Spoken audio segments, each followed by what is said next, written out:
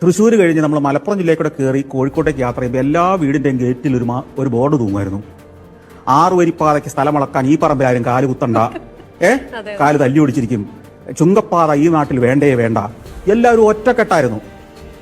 അതേ വഴിയിലൂടെ ഇപ്പോൾ 6 വരി സാധനം ഇങ്ങനത്തെ ഉഴുതു മറിച്ച് പറഞ്ഞുകൊണ്ടിരിക്കുക. ഒരു ശബ്ദവും കേൾക്കുന്നില്ലല്ലോ. മലയാളിയുടെ ആത്മവിശ്വാസമൊക്കെ ആവിയായിപ്പോയോ? ആവിയായതോ മായാവിയായതോ ഒന്നുമല്ല ശ്രീ സന്തോഷ് കുളങ്ങരജി. നമ്മുടെ സ്റ്റേറ്റ് ഗവൺമെൻറ് ഉണ്ടല്ലോ, സ്ഥലം നഷ്ടപ്പെട്ട ആൾക്കാർക്ക് നല്ലപോലെ കാശ് കൊടുത്തു. അങ്ങനെയാണ് ആളുകളുടെ പ്രതിഷേധം ഇല്ലാതായിപ്പോയത്.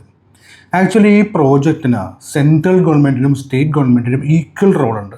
2 പേർക്കും ഇതിൻ്റെ ക്രെഡിറ്റ് ഉണ്ട്. പക്ഷേ അതിൽ തന്നെ അല്പം കൂടുതൽ ക്രെഡിറ്റ് വേണമെങ്കിൽ നമുക്ക് നമ്മുടെ സ്റ്റേറ്റ് ഗവൺമെൻറ്റിന് കൊടുക്കാം. കാരണം മറ്റ് സംസ്ഥാനങ്ങളിൽ സ്ഥലമെടുപ്പ് എന്ന് വെച്ചാൽ ഇത്രയും കോസ്റ്റ്ലി അല്ല. കേരളത്തിലറിയാലോ, റോഡ് സൈഡിൽ നിറയെ ഷോപ്സും വീടുകളും ഒക്കെയാണ്. അപ്പോൾ ഒരുപാട് പേർക്ക് അവരുടെ പറമ്പ്, ഷോപ്പ് ഒക്കെ നഷ്ടമായിട്ടുണ്ട്. അതിന് നല്ല എമൗണ്ട് നമ്മുടെ പാവപ്പെട്ട സ്റ്റേറ്റ് ഗവൺമെൻറ് കൊടുത്തു. നമ്മുടെ കേരള ഗവൺമെൻറ്റിൻ്റെ കയ്യിൽ അത്രയും കാശൊന്നുമില്ല.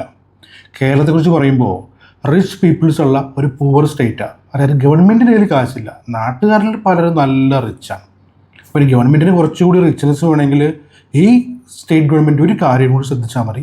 ബിസിനസ്സിനെ പ്രൊമോട്ട് ചെയ്യുക, ബിസിനസ്സുകാരെ സപ്പോർട്ട് ചെയ്യുന്ന നയങ്ങൾ കൊണ്ടുവരിക. ബിസിനസ്സുകാരുടെ ടാക്സ് ആയിരിക്കണം ഒരു ഗവൺമെൻറ്റിൻ്റെ ഏറ്റവും വലിയ വരുമാനം. ഗവൺമെൻറ് കഷ്ടപ്പെട്ട് അറിയാൻ വയ്യാത്ത ബിസിനസ്സൊന്നും ചെയ്യാൻ പോകണ്ട. ബിസിനസ്സുകാരെ അങ്ങോട്ട് കയറൂരി വിടുക, അവർ ടാക്സ് കൊണ്ടുത്തരും.